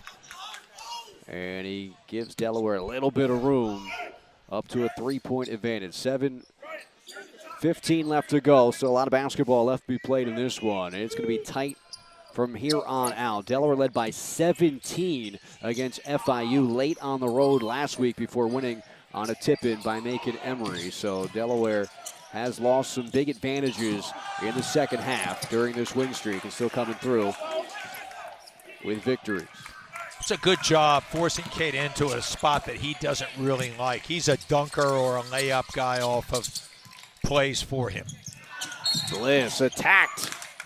Going to the rack, and he'll shoot 2. Not sure there are many guys in Conference USA that are better at creating fouls. He knows how to use his body, his off arm, his head and shoulders. He plays with a low center of gravity. The fact that he can play through all that contact, which the officials have let happen, and still get the ball up to the basket is really amazing. And he's trying to attack that matchup, it seems at least, with Cade Stinnett, who does not play a whole lot for this Western Kentucky team. When he is on Christian Bliss, we've seen him post up Stinnett and now take him to the rim. And he will come out of the game like with Cada as well. They'll go with a little bit less size, but a little bit better defense. Christian Bliss, one of the top assist men in the country, top 30 in that category. Nearly 6 assists per game. He's got that number tonight. 6 assists, now 14 points. And Delaware's lead back up to 5. Well, Delaware at times will extend this zone, but it's still going to be zone. They're going to match up with you initially in the half court for some long shots. They've got to know where Myers is.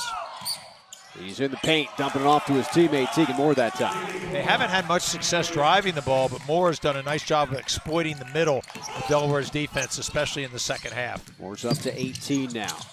Bliss probing, kicking to Hauser. And the freshman Kazanecki playing a whole lot of minutes. They go with this 5. Only one player has appeared off the bench. That's Houston Emery for 7 minutes. Kickball prevents perhaps a layup from Tyler Hauser and a reset to 20 on the shot clock. Tyler Hauser has just a great feel for the angles of the game. Knows when to roll and then where to roll to. Did a great job there of absorbing the pick. Opens up, and it had not been for a foot, you're absolutely right. It's either going to be a layup or a foul.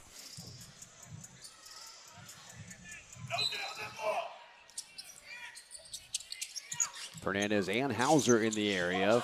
Fernandez gets his own miss. Emery backpedals and will reset to Christian Bliss. Nice job by making Emery to think that one through a bit. Had an opportunity for a quick 3. They'll run the offense. Love that play where he kicks it back out and runs some more clock, especially with the lead and a team that has at times struggled defensively. Hauser against a smaller defender in Hackman, and he took advantage. Delaware's done a great job of recognizing the defense player and assignment on Tyler Hauser. Didn't recognize where Myers was standing, though, and a hot hand of Myers had that one spin out. That could have been lethal against this Delaware defense. Halfway down, but a good break for Delaware. A lot of pressure here coming from Western Kentucky, trying to increase the tempo and get some steals. Bliss will settle. Going to use a little different screening action here. A little for big for Hauser down on the baseline, a set play. Ball knocked out of bounds on the Delaware bench. Hauser's just such a tough guy. He absorbs like Christian Bliss. I don't know how many times they end up on the floor, but a lot. There he gets bumped by Newell as he comes across. Newell pokes it away. Hauser just exposed the ball, but I'll tell you what, he's been doing a great job inside with his patience and his technique. You can see on the bottom right of his jersey, he's been playing with blood on his jersey all night. Shows how hard he's working. Bliss working hard to get in close. The ability of Christian Bliss to use both hands, especially long arm, keeps the ball away from the defense. And now Hackman in a hurry gets two right back, and a timeout taken by Hank Plona as his team gets back within 5 with 5 left to go in the ball game as Delaware up 66-61. First meeting between these two teams. And let's take a look at the schedules coming up for both of these ball clubs. It's moving forward, brought to you by Dart. Download the Dart Transit app today from the Apple Store or Google Play.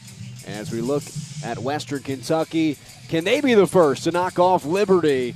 They are on quite some run. The rest of the league pretty close in the standings, but no one has been able to knock off Liberty, one of the best mid-majors in the country. And then for Delaware, another road trip for them. They'll go to Nashville to take on Middle Tennessee State, then on the road at Jacksonville State and Kennesaw State. Delaware has beaten Middle Tennessee State at home. Jacksonville State, they lost by 3 points. In Kennesaw State, Delaware had a victory here on this court. When you talk about some of these games that Delaware has played, Jacksonville State being one of them, Delaware only has 5 conference wins. They are 3 possessions away from having 8 conference wins. Delaware has lost by 3, 2, and 1 in 3 of their losses. And you love to have those back, but you never get them back, and it's just important that Delaware continues to play at the high level. The zone has really keyed this middle of the schedule run in the Conference USA. It's been really dynamic. They forced teams into a lot of bad shots. Western Kentucky struggled, but eventually now starting to find range with the help of Myers and more inside. Western Kentucky shooting 4 of 8 in this second half, 7 of 21 from 3 overall. Delaware has 10 seconds with the basketball. Here's Emery on the drive, all the way to the cup, switching hands, finding the angle. Making Emery, when he drives the ball, he's so long and athletic that he can find a variety of ways to get the ball up to the basket. A great play and a much-needed one for Macon Emery. Hackman scored last time down the floor, and this time he'll get a trip to the free throw line to try to score from there, where he shoots at a high percentage, 90% in league play. No, there are just certain guys that you probably don't want to foul. You just want to wall them off, angle them away, especially Christian Bliss. That's only his third with 4 minutes and 22 seconds remaining, but you still probably want to say, you know what, that's a brutal angle. Let's see if he can make that shot. Hackman been playing so well for Western Kentucky over the last several games. Over his last 9 games, he's been averaging over 10 points per game. He only 6 games in double figures prior to that point of the season. But he does miss a free throw there. The streak ends at 20 consecutive free throws made for Hackman, and he knocks in the second. Well, Hackman is really good at changing his hands. He can use a change of pace, little head and shoulders. He can go either way, but he's typically determined to drive the ball down the lane and affect it either a shot at the basket or get to the free throw line. Delaware's made 3 in a row from the field as Bliss will operate. They like to work that shot clock down unless they have an advantage inside. Hauser has one. He was fouled, and now he's holding his leg. And this is bad news for a Delaware team that only has 7 guys available as it is. Tyler Hauser, one of the toughest guys you'll find. And right now being looked at by Paul Lowry as he's holding his leg. And you just feel for Tyler Hauser, who has given everything he possibly can to this basketball team this season. Bill Phillips coming over to check on his big guy. And silence here at the Bob Carpenter Center because they know how short the bench already is and how much Tyler Hauser has given to this team this season. He is seated. He'll need help up, but he's not putting pressure on that left leg. And we'll take a timeout here at the Bob Carpenter Center as our thoughts are with Tyler Hauser, getting helped on the out of the floor. 68-62 is the count. Still 4:04 left to go in this one. 4:04 without him, but our thoughts are with Tyler Hauser right now. Tyler Hauser just landed awkwardly with the lower body. the Hilltoppers switched, and he had a shorter player on him, Murdoch, and they threw the ball in, and he made a nice catch, and that resulted in the injury. Tyler Hauser, a captain, just a warrior out there, has had a magnificent season. As we mentioned earlier, he missed a number of days before he played, almost 2 seasons, and to come back and have the season that he's had is just a great credit to the young man, the coaching staff for developing him, and we just wish the very best for Tyler Hauser. Houston Emery, Macon's older brother, will be his replacement on the floor, and Emery, that's Houston Emery. There's Houston and Macon on the floor for Delaware now. Will be called for the foul. That's a 1-and-1, putting a good free throw shooter at the stripe in Tegan Moore. And Delaware, their roster already so small. Half of their rotation that they thought they would have of 8 coming into the season has not been available for almost the entire year. As a front-end miss by Tegan Moore helps the Blue Hens. But they're 4th in the country in terms of games missed this season due to injury. And they're have to play the final now 3.5 without their leading scorer tonight and an emotional leader in Tyler Hauser. You're absolutely right. It's going to be imperative here that every possession bleeds as much of the clock as they can. No rush here. They've got the lead and they've got the ball. Bliss off balance, out to Macon Emery. And the ricochet goes to Western Kentucky. Murdoch will run things to Boone, the rookie. On the other end, drawing the whistle. Bliss thought there was an illegal screen at the top of the play as he fell to the floor, but Boone kept going and got himself to the rim. This has been a very physical game, and Western Kentucky's kind of battled back with the tough defense they exhibited at the start of the second half. Almost no contact there, Boone. A driver there only to get fouled, completely out of control. And that's back-to-back fouls on Houston Emery, Western Kentucky. Coach Plona realizing Houston Emery doesn't play a whole lot of minutes. He's not out there a ton, although he's a veteran this season, only playing about 7 minutes per game. So they are attacking 15 and 1. Well, they certainly will. He's 6'9", 205, so body type, tall and thin. He's very athletic, a quick jumper off the floor. Typically has really good shot blocking skills, but he's got to do everything he can inside to use that frame to keep these Western Kentucky offensive rebounders away from the glass. Full court pressure, just trying to speed up Delaware. Down inside of Houston Emery. That's brother to brother, Macon to Houston, who got behind the defense. They just forgot about him underneath it. Maybe they didn't think he would shoot it. Macon knows where his brother is, probably better than anybody. A great pass and a really good finish by Houston Emery. Drew that one up on the playground years ago. One of 16 pairs of brothers in college basketball. Newell now.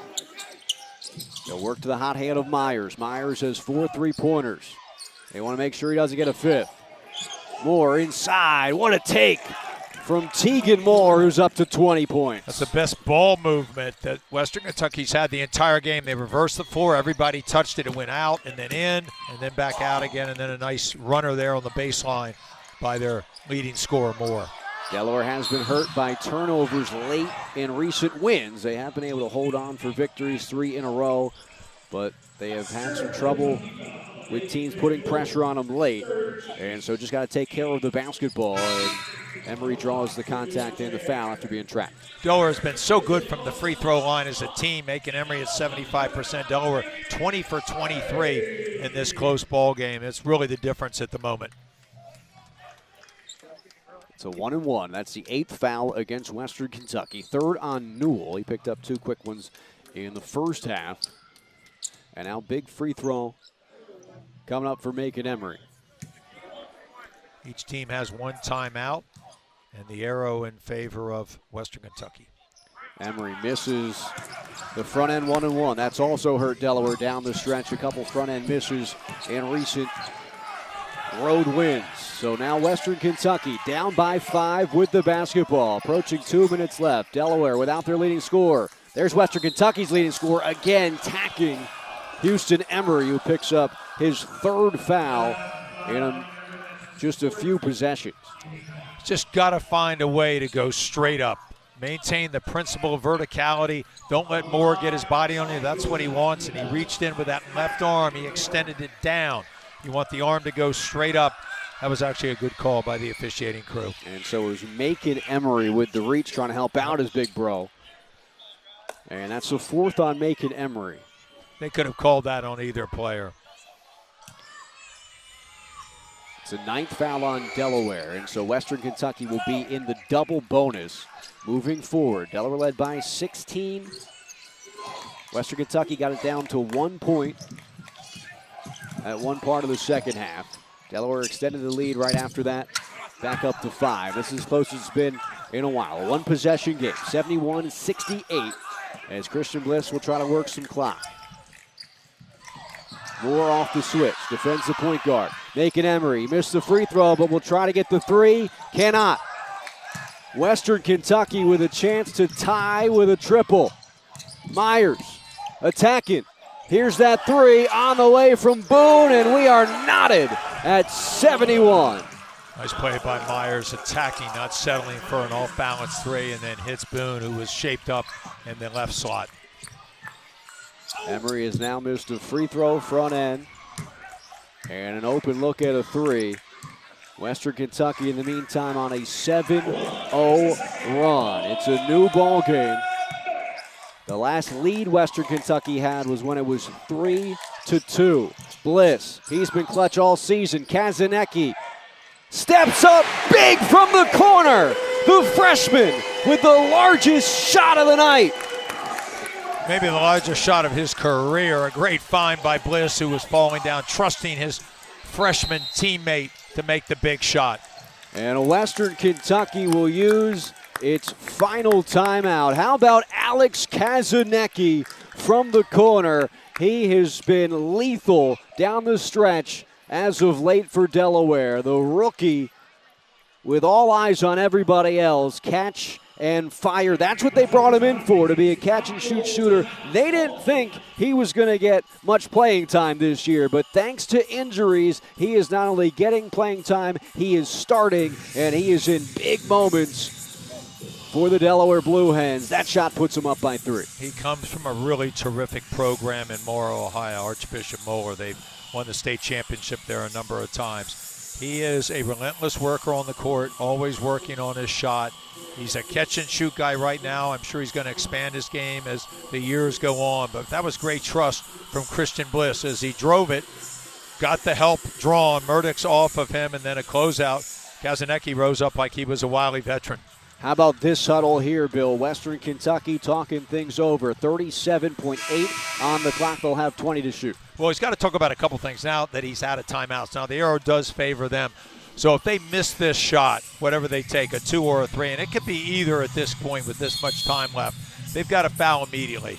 And they've got to preserve as much of the clock. They probably should run some sort of set to see if they can get Myers the ball or Boone or more inside where he can attack and see if he can draw the foul. They have struggled a little bit throughout the game in getting the best shot against the zone, especially when they haven't reversed the ball a lot. Sometimes the ball gets a little stagnant. I expect some movement going inside and back outside. You've got to know where Myers is at all times, the lefty long-range shooter.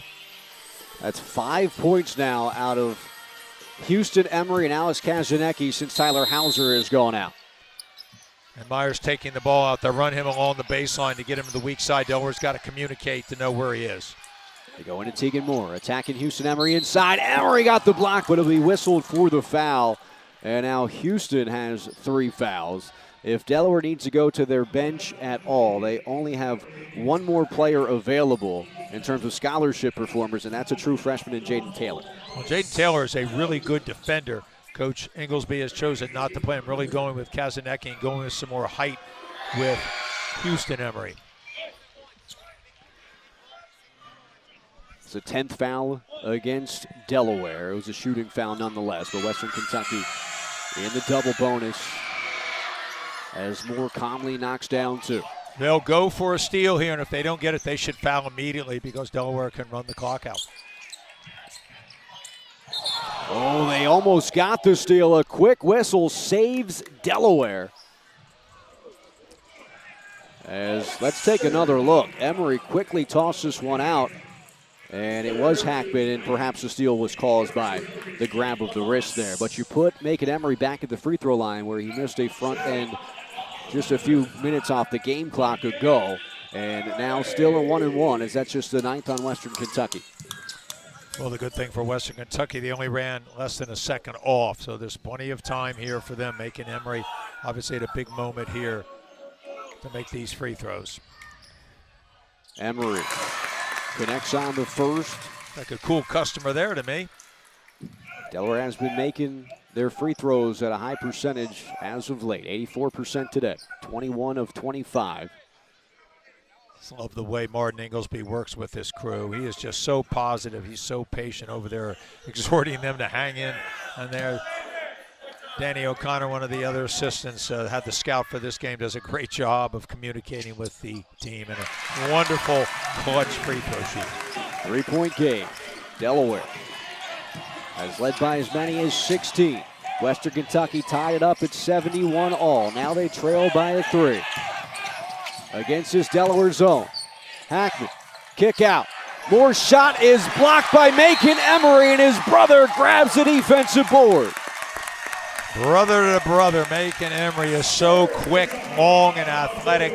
He had great timing on that block. He's got 3 inches on Moore. He came as a perfect job, uses his off arm and not foul Moore as he went up for the shot. And then Houston Emery with the rebound. That's just a great play by Macon Emery. He's so athletic and anticipated that shot and that pass going out to Moore. Houston Emery will get 2 shots as that's the 10th against Western Kentucky. He just needs to make one of these to make it a 2-possession game, but he does not get to the free throw line much. When he does not make it at a high percentage. 37% on the season. Misses the first.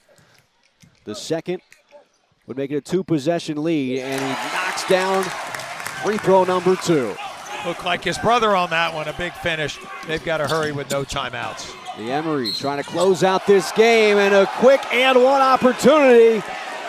What a heady play by L.J. Hackman to get down the floor, attack the free throw shooter who made the second shot just a moment ago. Houston Emery picks up foul number 4, and Hackman will go to the stripe where he shoots over 90% in league play. I know you're taught to kind of contest and try to affect every shot, but in that case, the 2 doesn't really hurt you. I mean, it doesn't hurt you as much as a potential 3-point play, because then the fouls at the other end, you can lose the game if you don't make them both and they score. So a really good play by Western Kentucky. Delaware's just got to be really good about getting the ball in. They have a timeout in case they're in trouble. Bliss spins away, nearly stolen away. A reach and foul will put Christian Bliss at the free throw line. And great job by this team and by Christian Bliss to keep the ball in his hands. He wants the ball in his hands. He wants to be fouled. He wants an opportunity to win this game for his team. And the best free throw shooter percentage-wise for this ball club. And they weren't able to take the ball out of his hands before fouling. Well, you always, in those situations, want to get the ball in your best free throw shooter's hands and your most confident player. Christian Bliss with 5 seconds left makes the first. Western Kentucky will have an opportunity to tie or to take a lead depending on this second shot from Christian Bliss. He makes this, I expect, a timeout by Martin Inglesby. And so you call a timeout here with 5.1, up by 3. And it's the age-old question, Bill. Do you foul up by 3 to not allow Western Kentucky to tie this game? Well, this is something that I guarantee you Martin Inglesby has already thought about. He's thought about it 100 times in his career. How am I going to handle this situation? My bet is, with this amount of time left, I think they're going to foul on the floor and make it a free throw shooting contest. And we saw just a moment ago Tyler Hauser peeking around the corner. We feel for him, family on hand talking with him. And no matter how this game finishes, he's going to be our player of the game. Brought to you by Delaware Orthopedic Specialist, the official orthopedic partner of University of Delaware Athletics. He was 2 points away from his career-high 26 points, which he set as a freshman at VMI. Just one of the all-time nights for Tyler Hauser, and it's unfortunate that it ends this way. We don't have an update for his injury status, but his teammates have picked him up in the final 4:04 of this game. That's when he went out, and they've got an opportunity to hold on here, up by 3 with 5.1 remaining. What a game from Tyler Hauser, and of course his teammates trying to win it for him as he went down with a lower body injury at the 4:04 mark. Well, Delaware's been really tough when they've needed to be from the free throw line. 25 of 30, 3% as a team, and a very close, hard-fought game here. It's going to be, as we mentioned earlier, the difference in the game. I think Delaware will foul. I think that probably is in Martin's head. If not, they'll just play it out with 5 seconds. That'll give you about 4 dribbles and a shot. We'll see how Delaware plays this one. Now watch the inbounder. It's Armello Boone. And where is Myers? And Myers is stacked behind Newell. To Murdix, 4 seconds. Now 3. Myers is fouled on the shot. Myers is fouled shooting 3. That's the only time you can't foul. 1.6 on the clock. And Fernandez reached in. It was too late at that point. You got to let that shot go off. That is a mental error by Justin Fernandez. And Myers can send this game potentially into overtime with a trip to the line. That's clearly not when Delaware wanted to foul. You want to foul on the floor. The dribbler, you have somebody there. Fernandez could have fouled Boone, I believe. You just don't take a chance at that point. That's just too late, Bill. Yes, it was. Conversation was obviously foul before the shot, but once he gets across half court. Myers shooting 100% in conference, but he has not shot a free throw tonight. 31 consecutive free throws made. This is not the guy you want to put at the line. And he'll get 3 chances. Nothing but net on the first. He has not missed a free throw since December 15th.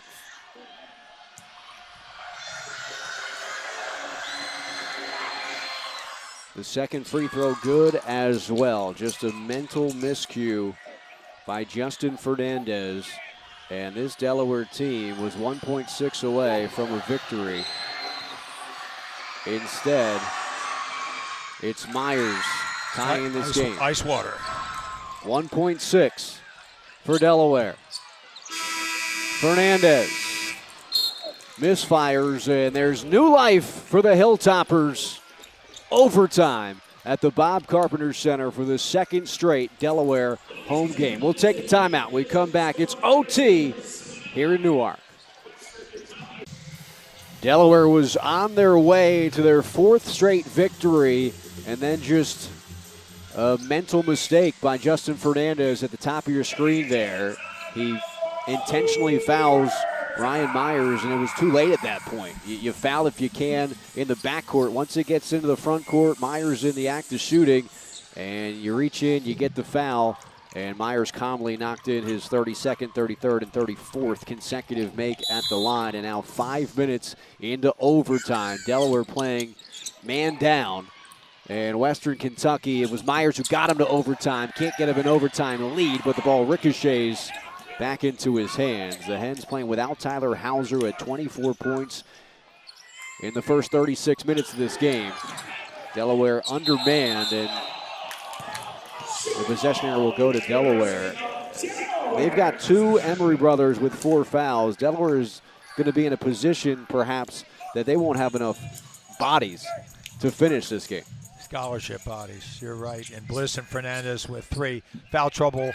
Hackman has 4 for their only scholarship player that is on the bench is Jaden Taylor, a freshman from Newark, Delaware, and he's on the bike right now getting loose. So we don't know if there's maybe some injury that has cost him minutes as Fernandez gets the rim, soaring and scoring. Justin Fernandez perhaps going to take on a little bit of load here in overtime. He knows that it was his bad on the foul, and so he gets him into the scoring column first in the overtime frame. Moore overextended himself, and there Moore makes that was a pass down onto the baseline to Newell that was intercepted by his own teammate and tipped by Moore. So costly turnover here in overtime for Western Kentucky. And if you're Martin Inglesby talking to Delaware, okay, guys, regroup. We had an opportunity to win in regulation. We still have 5 minutes to try to come out of here with the victory. And you never know. Maybe the other team gets overconfident when Delaware's fine player Tyler Hauser out of the game. You just never know what happens in emotional moments. Fernandez misfires, but a back tap by Houston Emery keeps it alive. Great play by Houston Emery, doing whatever he can to help his team at a big moment. Bliss dumps it in. Macon Emery can't get the and one, but the free throws will be coming up for Macon. He and his brother Houston with 4 fouls. They've got to be careful. They certainly do. Macon has really been good tonight. He had that great contest on the block of Moore right near the end of the game. Here he goes in. He's able to absorb contact inside, and he's 6 for 7 from the free throw line. Emery can't make the first. Couple of late misses for Macon Emery. One in the tail end of regulation, now here to start overtime. Delaware played an overtime game last time they were home against Middle Tennessee State. Also losing a late lead in that one, and Emery misses 2 at the line. You know, fatigue is setting in. These guys play a lot of minutes. Delaware has 3 players that average over 36 minutes per game in Macon Emery, Justin Fernandez, and Christian Bliss. No other team in the country has more than 1. It is amazing how those guys have been so tough and so resilient, so durable. The training staff has done a great job, and a nice interception there by Houston Emery. Houston getting extended minutes with the injury to Tyler Hauser. Here's Macon Emery around and out on the 3. Here comes Western Kentucky, down by 2 to start overtime. And a strip by Justin Fernandez will prevent Terrion Murdix from getting the shot off. Typically you want to stop the ball on a break like that a little bit higher up, but Fernandez really didn't have a chance, kind of backpedaled, was able to get Murdix down low and poke his hand in to create the stop basket. A little shove there from Murdix, trying to create some space. He'll run point, trying to get his teammates involved. He'll give him some space beyond the arc. That's not what he wants to do with it. He wants to shoot the 3. That's Myers, who's made 4 threes in the contest. Hackman, he's been on the attack as well in the second half. He'll do so again, off the bounce, changing directions, and another foul called against Delaware. That'll be the 4th on Christian Bliss. Bliss with 4, Emery with 4, Macon Emery with 4, Houston Emery with 4 as well. And just a reminder, only 1 more scholarship player is available on that Delaware bench. Christian Bliss there just has to say he's driving to get fouled. He wasn't driving to score. What you've got to do is just be patient defensively, stay in front of him, but don't reach in, and see if that shot goes in, you just tip your hat. But Delaware can ill afford to lose Bliss, because then you lose your ball handler. That will force Fernandez and Emery to have to handle the ball. So Hackman at the strike. They've got some really good free throw shooters in Hackman and Myers. Both have performed well in the clutch. As I say that, Hackman misses his second free throw, though, and Delaware has a 1-point lead. Bliss being bothered by the former Southland Conference Defensive Player of the Year in Terrion Murdix. Murdix playing with a bad knee himself, that right knee, but I'll tell you what, he is a feisty competitor. So is Bliss. Goes in, uses his body, creates a little bump, and then gets separation to get that little floater off from about 8 feet. A really fine play under pressure from a great defender by Christian Bliss. Up to 20 for Christian Bliss. Delaware up by 3 with 2 minutes left in overtime.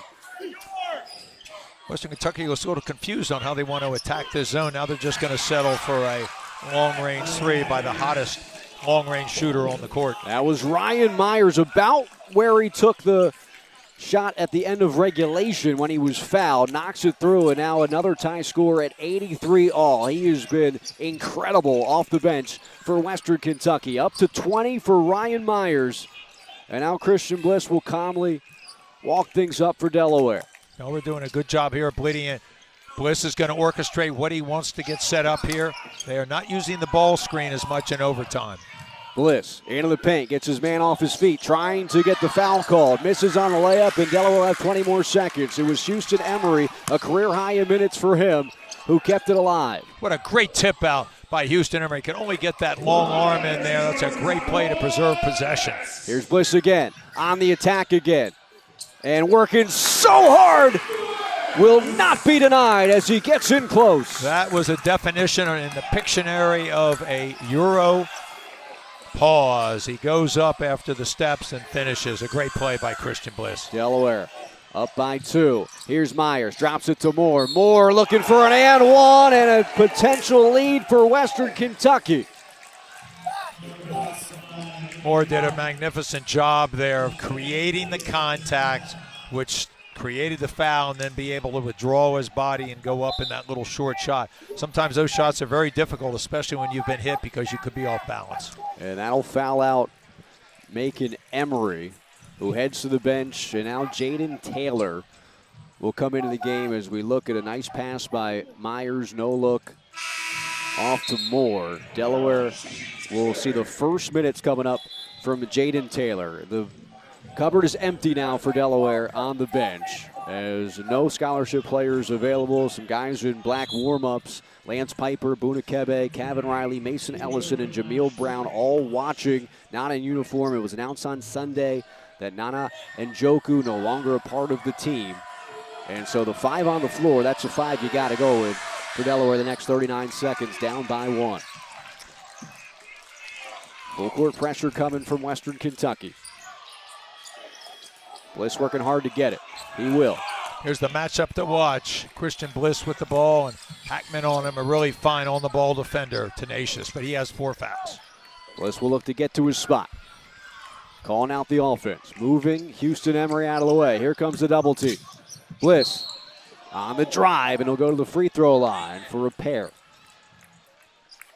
Western Kentucky was running a weak side double team at him to try to force him to give the ball up. Bliss read it perfectly, took his dribble away from it to create the foul on Hackman, who will foul out.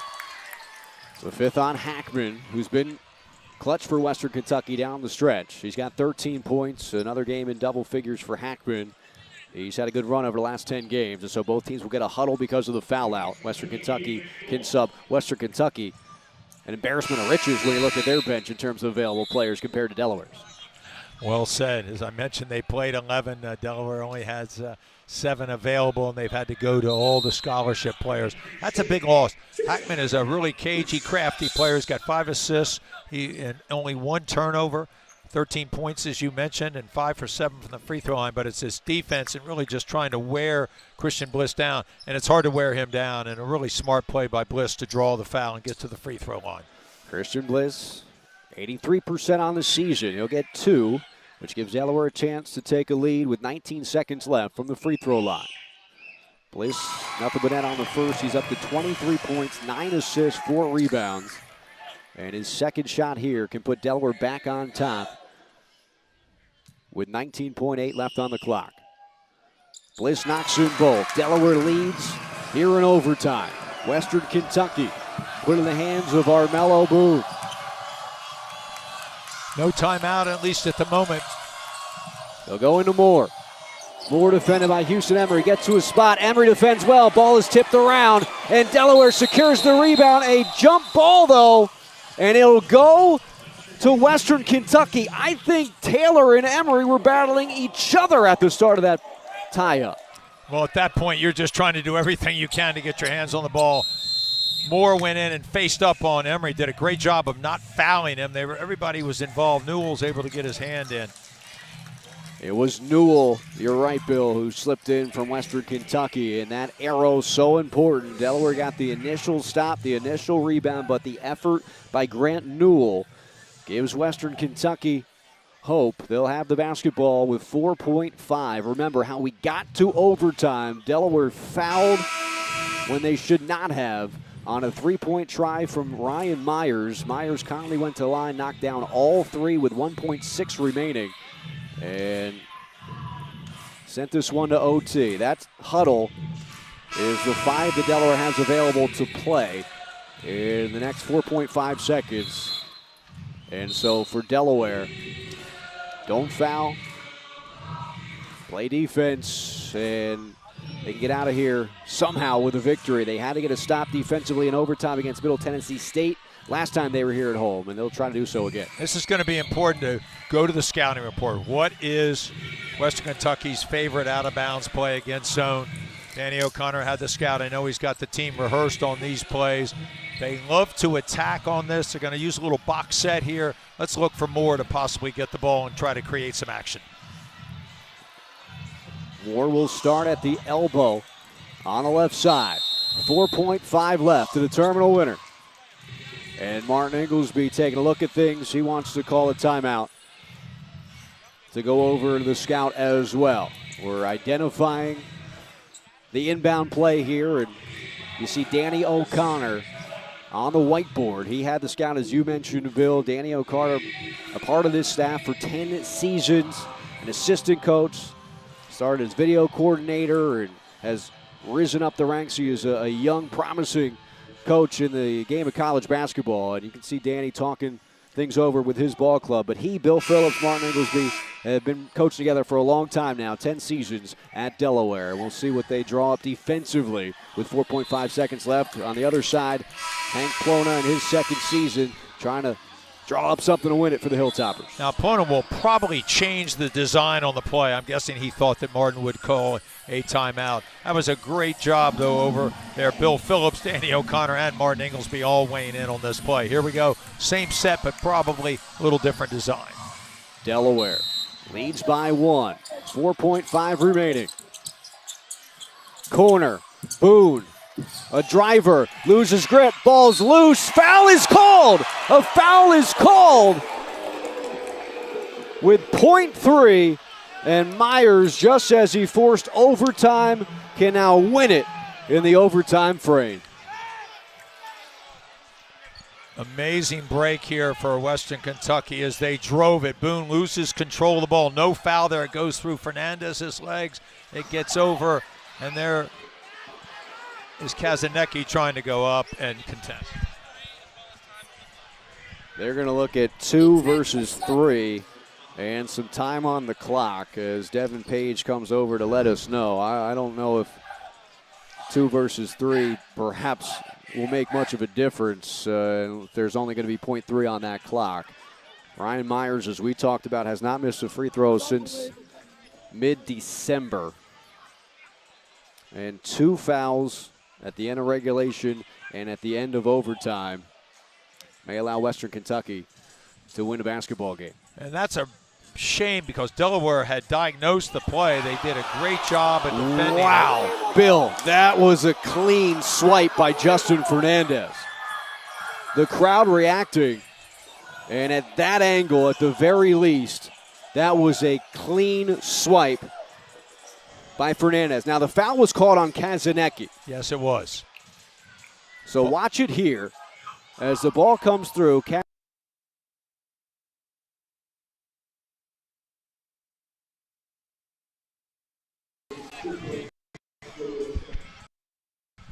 And they'll put .9 on the clock. 2-point shot, not a 3. So if they make both, Delaware has an opportunity with a quick dribble and then an advancement for a shot. Ryan Myers, the best free throw shooter perhaps in Conference USA, sent this one overtime with 3 free throws so he can win it with 2 here. The whistle hurting Delaware late in regulation and now in overtime. As the second free throw coming up for Western Kentucky.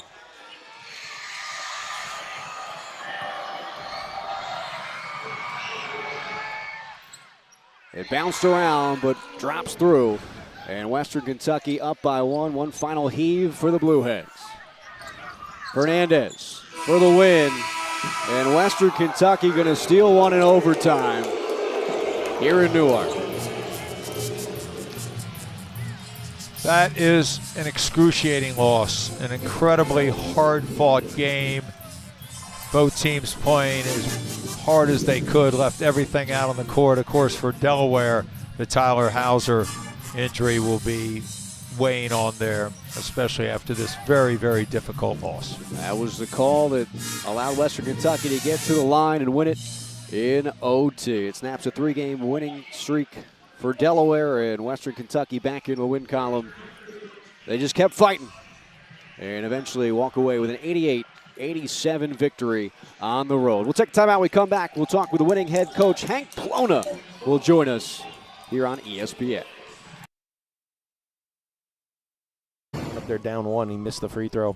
And I always told him he was going to have a chance to make up for that. And this year he's been fantastic. And that one tonight made up for that in a crazy way. That was one of the more improbable wins. It seemed like nothing was really going our way, and our guys just kept on fighting. So couldn't be more proud of them. It's really a pretty incredible compliment to the players to be able to get out of here with a win. I don't know if he's missed since then. He certainly hasn't since. I thought he had 3 shots and told him if he missed the first 2 to miss the third, and I could see in his eyes he was worried about whatever streak he's on right now. He hasn't missed since December 15th, and he didn't miss tonight at the end of regulation or in overtime for the victory. Hank, I thought you and your staff did a great job at halftime making some adjustments in the way you were attacking Delaware's 2-3 zone, and also I thought your defense really ramped up in the second half and created some issues for Delaware's ball handling. Yeah, I'll start with our defense. I thought we were too much on our heels in the first 10 minutes of the game. They were screening and executing, and they're a great offensive team, and we weren't disrupting them at all. I thought we, even though it was some gamble, they missed a couple of clean looks. We didn't want to give Bliss or Fernandez any clean looks, but we got fortunate that a couple of those other guys missed a 3 or 2 here down the stretch. But I thought we caused some mistakes and continued to battle and made confident plays. I thought the full court pressure bothered them just a little bit and maybe took them out of their rhythm.